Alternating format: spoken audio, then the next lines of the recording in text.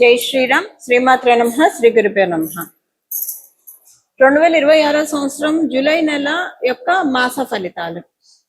ఈ జూలై నెలలో గోచారంలో ఉన్న గ్రహ గమనాలు ఏ విధంగా ఉన్నాయి?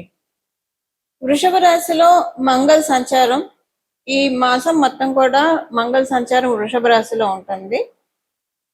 రవి సంచారం మిథున రాశిలో 16వ తారీఖు వరకు కూడా మిథున రాశిలో రవి సంచారం ఉంటుంది. 17వ తారీఖు నుంచి ఆయన కర్కాటక రాశిలోకి ఆయన సంచారం సాధిస్తారు. అప్పుడే మనకి ఇంకా దక్షిణాయన పుణ్యకాలం కూడా ప్రారంభం అవుతుంది. అప్పటి నుంచి బుధుడు వక్రగతిలో ఉన్నాడు కాబట్టి ఈ నెలలో ఆయన సంచారము కర్కాటక రాశి మిథున రాశిలో ఆయన సంచారం ఉంటుంది. శుక్రుడు ఈ వారం మొదట్లో 5వ తారీఖు వరకు 4వ తారీఖు వరకు కర్కాటక రాశిలో సంచారం చేస్తూ 5వ తారీఖు నుంచి ఆయన సంచారాన్ని సింహరాశిలో ఉంటుంది. ఆయన సంచారం సింహరాశి, శుక్రాచార్యుల వారి సంచారం సింహరాశిలో ఉంటుంది. గురు భగవానుడు సంచారము కర్కాటక రాశిలో ఉంది. సింహరాశిలో కేతుదేవుని సంచారము, కుంభరాశిలో రాహుదేవుని సంచారము, ఆఖరిదైన మీనరాశిలో శనేశ్వరుని సంచారము. శనేశ్వరుడి సంచారము ఈ మాసం చివర్లో ఆయన వక్రగతిలోకి వెళ్తున్నారు. ఇదే ఈ వారం యొక్క గోచారంలో ఉన్న గ్రహస్థితులు. ఇది ఈ మాసము గోచారంలో ఉన్న గ్రహస్థితులు.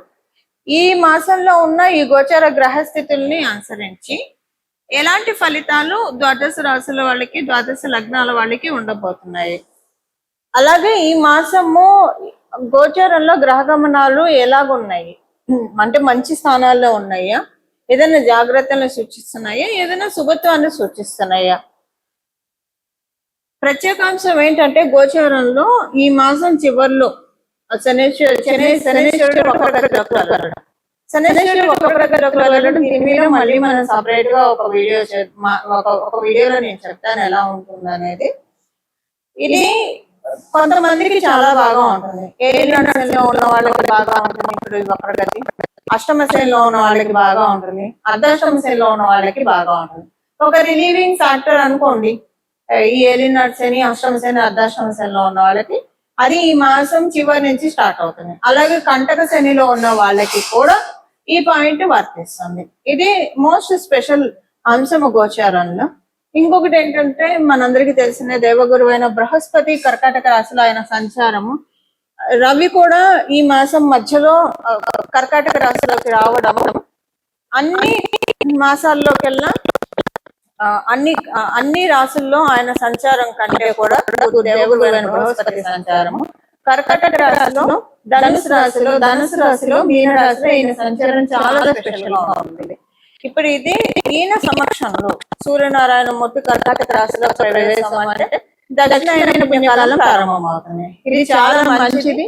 దీని గురించి కూడా మనం ఒక వీడియోలో నేను చెప్తాను. దక్షిణాయన పుణ్యకాలం ఈ సంవత్సరం ఎంత సిగ్నిఫికెంట్ గా ఉంది, దీన్ని మనందరం ఎలా చేసుకోవాలి, ఇవన్నీ కూడా మనం ఒక వీడియోలో మాట్లాడుతున్నాం. మొత్తానికి అయితే ఇవి ఈ మాసంలో ఉన్న గోచారంలో ఉన్న ప్రత్యేక అంశాలు. ఇప్పుడు నేను చెప్పినట్టు శుభత్వాన్ని సూచిస్తుంది కదా.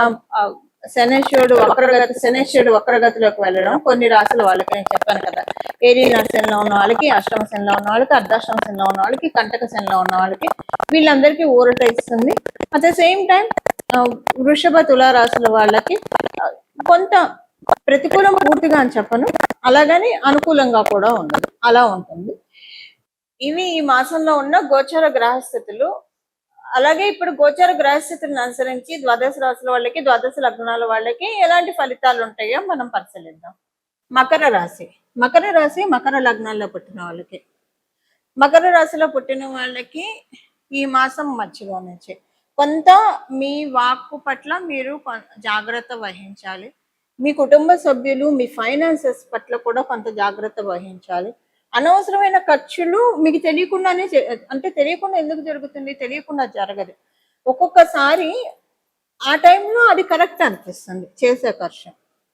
అది అయిపోయిన తర్వాత ఒక 1 వీక్ తర్వాత, 10 days తర్వాత, 1 month తర్వాత అరే ఆ ఖర్చు అనవసరంగా పెట్టాము, దానికంటే సపోజ్ ఒక ఏదన్నా తీసుకున్నారనుకోండి, ఒక ఫ్లాట్ ఏదన్నా ఎగ్జాంపుల్గా చెప్తున్నాను, తీసుకున్నారనుకోండి, మీరు ఆ టైంకి మీకు అది అవసరమే, అది ఒక మీకు ఇన్వెస్ట్మెంట్ తీసేసుకుంటారు, మంచి రేటే వచ్చింది అనిపిస్తుంది. తర్వాత మీకు లేటర్ తెలుసుకుంటారు దాని పక్కన ఉన్న స్థలమే దానికంటే చాలా తక్కువకి అమ్మారని చెప్పి. అంటే ఎంక్వైరీ చేసుకోకుండా కొంటారు ఇలా అని కాదు, మీకు జస్ట్ అర్థం కావడానికి ఒక ఎగ్జాంపుల్ కోసం ఇలా చెప్తున్నా.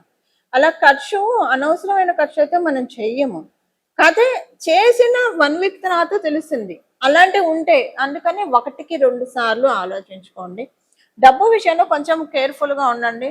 ఆన్లైన్ లో పొరపాటున ఎక్కువ అమౌంట్స్ వెళ్ళొచ్చు మీ నుంచి, లేదా ఆన్లైన్ మోసాలు జరగడానికి ఛాన్స్ ఉంది. మీకు కొంచెం జాగ్రత్తగా ఉండండి. మీ ఫైనాన్షియల్ ట్రాన్సాక్షన్స్ అన్ని కూడా 1-2 సార్లు. ఇప్పుడు దీనివల్ల ఏమవుతుందంటే మీ ఇంట్లో వాళ్ళతోటి బాగా టగ్ ఆఫ్ వార్ అవుతుంది. అంత అంటే ఒక రకంగా చెప్పాలంటే మీకు అనిపిస్తుంది ఎక్కడెక్కడ దొరుకుతావా అని వీళ్ళు కాచుకొని ఉన్నారా ఏంటి, ఇంత చిన్న విషయాన్ని ఇంత పెద్ద చేస్తున్నారు, ఇంత రచ్చలు చేసి మాట్లాడుతున్నారు, ఈ విషయానికి అంత రియాక్ట్ అవ్వాల్సిన అవసరం కూడా లేదు కదా అన్నట్టు అనిపిస్తుంది. అందువల్ల కొంత మీరు జాగ్రత్తగా ఉండాలి. మీరు చేసే ప్రతి ఫైనాన్షియల్ ట్రాన్సాక్షన్స్ 1-2 సార్లు చూసుకొని చేయండి. అది కొంచెం మిస్ ట్రాన్సాక్షన్స్ అయినా కూడా ఇక మీ ఇంట్లో ఉన్న వాళ్ళు ఎంత జడ్జిమెంటల్ గా మాట్లాడతారంటే అంత జడ్జిమెంటల్ గా మాట్లాడతారు. అది మీరు తీసుకోవడం కొంచెం కష్టంగా అనిపిస్తుంది మేడం. అందువల్ల కొంచెం ఈ విషయంలో చూసుకోండి. మెయిన్లీ ఫైనాన్షియల్ మ్యాటర్స్ లో ఈ మాసం మధ్యలో నుంచి, ఈ మాసం అనే కాదండి, ఒక 4-5 నెలలు వరకు ఈ ప్రెడిక్షన్ అప్లై అవుతుంది. జాగ్రత్తగా ఉండండి. ఈ 4-5 నెలల్లో, ఈ మాసం మధ్య నుంచి 4-5 నెలల్లో ఇప్పుడు నేను చెప్పిన point any point of time మీరు చూస్తారు. అలా చూడకుండా ఉండడానికి క్వశ్చన్ పేపర్ ముందే లీక్ అయిపోయింది కాబట్టి మీరు జాగ్రత్తగా చూసుకుంటే కనుక అసలు ఈ పాయింటే చూడరు. అడుసు తొక్కనేలా కాలు కడగనేలా అన్నట్టు. అడుసు తొక్కకుండా ఉంటే, బురదలోకి కాలు పెట్టకుండా ఉంటే కాలు కడుక్కునే పరిస్థితే రాదు. అలా కొంచెం ప్రొటెక్ట్ చేసుకోవడానికి ప్రయత్నించండి. ఫైనాన్షియల్ మ్యాటర్స్ లో అనవసరమైన ఖర్చులు చూసుకోండి. అంటే మీరు యాక్చువల్గా ఫైనాన్షియల్ డిసిప్లిన్ అయితే మకర రాశి వాళ్ళకి, మకర లగ్నంలో పుట్టిన వాళ్ళకి చెప్పక్కర్లేదు, వాళ్ళకి వెన్నత పెట్టారు. ఫైనాన్షియల్ డిసిప్లిన్ కి మారుపేరుగానే ఉంటారు. బట్ ఒక్కొక్కసారి టైం అండి, అంతే. టైం వల్ల తెలియకుండా కొంతమంది ఎంత తెలియగల వాళ్ళైనా మోసపోతూ ఉంటారు చూసారా, అలాగ అనిపిస్తుంది. టైంలో డబ్బు వ్యవహారాల్లో కొంచెం జాగ్రత్తగా ఉండండి. ఉద్యోగస్తులు, వ్యాపారస్తులు ఇద్దరికి కూడా సమయం అనుకూలంగానే ఉంది. ఉద్యోగస్తులకి కొంచెం పాలిటిక్స్ జరుగుతూ ఉంది మీ మీ ఉద్యోగ ప్రదేశంలో అని మీకు అనిపిస్తుంది. వ్యాపారస్తులకి మీ దగ్గర నుంచి సర్వీస్ తీసుకుంటారు. పేమెంట్ ముందు చేసినా లేదా తర్వాత చేసినా, సో మీకు పేమెంట్ తర్వాత చేయాల్సి వస్తే వాళ్ళు మీ ప్రొడక్ట్ బాగాలేదని ఏదో జడ్జిమెంటల్ గా మీకు అర్థమవుతుంది. వాళ్ళు మళ్ళీ మీ దగ్గర మీకు అన్ని మీ గురించి అన్ని తెలుసుకునే వస్తారు సర్వీస్ గురించి. బట్ మనీ పే చేయాల్సి వచ్చేప్పటికి ఇలా మాట్లాడుతున్నారు ఏంటి అని అనుకుంటారు. మళ్ళీ మీరు మాట్లాడుతూ మీ ఆర్గ్యుమెంట్ ని కూడా గెలవలేరు. ఇదే మీకు పోస్ట్ పేమెంట్ చేసే వాళ్ళైతే కొంతమంది క్యాష్ అండ్ క్యారీ బిజినెస్ చేసే వాళ్ళు ఉంటారు, ప్రీపెయిడ్ సర్వీస్ చేసే వాళ్ళు ఉంటారు. ప్రీపెయిడ్ చేసే సర్వీస్ ఇప్పుడు అంటే డబ్బులు తర్వాత ఇచ్చే వాళ్ళతోనే మీకు బెస్ట్. ముందే డబ్బులు ఇచ్చి తర్వాత సర్వీస్ తీసుకునే వాళ్ళు అయితే ఇప్పుడు టోకెన్ అడ్వాన్స్ ఇచ్చి అలాగా ఉంటాయి కదా కొన్ని. ఇక వాళ్ళు మొత్తం సర్వీస్ తీసుకొని వాళ్ళ డబ్బులు వాళ్ళకి రిటర్న్ చేయమంటారు. అలా ఆర్గ్యుమెంట్స్ ఉంటాయి. అంటే ఎలా చూసుకున్నా ఫైనాన్షియల్ మ్యాటర్స్ కి రిలేటెడ్ ఆర్గ్యుమెంట్స్ కొంచెం ఎక్కువగా ఉంటాయి. ఉద్యోగస్తులకైతే పాలిటిక్స్ ఉంటాయి, వ్యాపారస్తులకైతే ఇలా ఉంటుంది. అందువల్ల కొంచెం చూసుకోండి. కొత్త మీ బిజినెస్ లో కొత్తగా ట్రాన్సాక్షన్స్ చేసే వాళ్ళని ఎంటర్టైన్ చేయకండి. అంతకుముందు మీకు ఎప్పటి నుంచో బాగా ఉన్నారు, వాళ్ళ వల్ల మీకు ఎలాంటి ఇబ్బంది రాదనుకున్న వాళ్ళతోటి ఓకే. బట్ కొత్త వాళ్ళని మీరు యాక్సెప్ట్ చేస్తున్నప్పుడు 1-2 సార్లు చూసుకోండి. వాళ్ళతో అన్ని చెక్ చేసుకొని మీ బిజినెస్ ను వాళ్ళకి, మీ సర్వీస్ ను వాళ్ళకి అందించండి. ఆరోగ్య విషయంలో అంతా బాగా ఉంటుంది, ఇబ్బంది ఏం లేదు. ఈ మాసంలో మీకు గురు భగవానుడు కృపతోటి, గురు భగవానుడు దయతోటి ఒక శుభవార్త వింటారు. అంటే ఏదో మీ చుట్టాల్లో, మీ బంధువర్గంలో వాళ్ళకి సంబంధించిన శుభవార్త అయితే కాదు, మీకు మీ కుటుంబ సభ్యులకి చెందిన విషయంలోనే ఒక శుభవార్త వింటారు. అది మీకు చాలా సంతోషాన్ని కూడా కలిగిస్తుంది. ఇవి ఈ మాసం యొక్క గోచర గ్రహస్థితుల ఫలితాలు మకర రాశి, మకర లగ్నంలో పుట్టిన వాళ్ళకి. పరిహారము, ఈ మాసంలో చేసుకోవాల్సిన పరిహారము, మనము గోచరంలో ఉన్న గ్రహస్థితుల గురించి మొత్తం చూసాము, ఎలా ఉంటాయి ఫలితాలు కూడా మనం చూసాము. ఇందులో శనేశ్వరుడు వక్రగతిలోకి వెళ్ళడము ఒక చాలా మంచి విషయము. అంటే వక్రగతిలోకి ఆయన వెళ్ళేది కుంభరాశిలోకి అవ్వడం వల్ల, అంటే కుంభరాశి వైపే కాబట్టి ఇది ఒక మంచి విశేషాంశము. అందువల్ల దీనిలో అన్ని బ్లెస్సింగ్స్ తీసుకోవడానికి, శనైశ్వరుడి బ్లెస్సింగ్స్ తీసుకోవడానికి, అందున ప్రత్యేకించి ఏలినాటి శని ఉన్న వాళ్ళు, అష్టమ శని ఉన్న వాళ్ళు, అర్ధాష్టమ శని ఉన్న వాళ్ళు, కంటక శని ఉన్న వాళ్ళకి ఇప్పుడు అది ఎవరెవరో నేను చెప్తాను. ఏలినాటి శనిలో ఉన్న వాళ్ళు ఇప్పుడు కుంభరాశి, మీనరాశి వాళ్ళకి ఏలినాటి శని ఉంది. కుంభరాశి వాళ్ళకి ఏలినాటి శని ఉంది. అలాగే మేషరాశి వాళ్ళకు కూడా ఏలినాటి శనిలోనే ఉన్నారు. అర్ధాష్టమ శనిలో ఉన్న వాళ్ళు ఎవరు? ధనుసు రాశి వాళ్ళు. అష్టమ శనిలో ఉన్న వాళ్ళు సింహరాశిలో ఉన్నవాళ్ళు. కంటక శని ఎవరికి ఉంది? మిథున రాశిలో ఉన్న వాళ్ళకి. సో ఈ రాశుల్లో ఉన్న వాళ్ళకి కావచ్చు, లేదా ఇప్పుడు నేను చెప్పిన రాశులు లగ్నాల్లో ఉన్న వాళ్ళకి అష్టమ శని, అర్ధాష్టమ శని, ఏలినాటి శని, కంటక శని ఇవన్నీ ఉన్నాయి. ఇది దీంట్లోంచి ఇప్పుడు బయటపడటానికి మంచి సమయము. అంటే తర్వాత ఇప్పుడు ఏలినాటి శని కుంభరాశి వాళ్ళకి అయిపోతుంది అనుకోండి నెక్స్ట్ ఇయర్, కానీ మీనరాశి వాళ్ళకి ఉంటుంది, మేషరాశి వాళ్ళకి ఉంటుంది, తర్వాత నెక్స్ట్ ఇయర్ వృషభ రాశి వాళ్ళకి కూడా స్టార్ట్ అవుతుంది. ఇది ఏంటంటే దీంట్లోంచి ఇంకా మీనరాశి వాళ్ళు అంటే అర్ధాష్టమ శని, అష్టమ శని ధనుసు రాశి వాళ్ళకి, సింహరాశి వాళ్ళకి కూడా అయిపోతుంది, కంటక శని మిథున రాశి వాళ్ళకి అయిపోతుంది. సో మేజర్ గా మీనరాశి వాళ్ళకి, మేషరాశి వాళ్ళకి ఇప్పుడు ఇది ఒక మంచి ఆపర్చునిటీ అందరికీ కూడా. ఇప్పుడు శనీశ్వరుడు యొక్క అనుగ్రహాన్ని పొందడానికి ఇబ్బందులు లేకుండా, కర్మకారకుడు కాబట్టి మనకి సమన్వయం చేసే గ్రహం కూడా, అన్ని గ్రహాలు సమన్వయం చేసిన సాటర్న్ కొంచెం ప్రతిదీ కూడా లెక్కలు కరెక్ట్ గా తెలుస్తారు కాబట్టి మనం చేసుకోవాల్సిన శనీశ్వరుడికి సంబంధించిన పరిహారమే చేసుకోవాలి.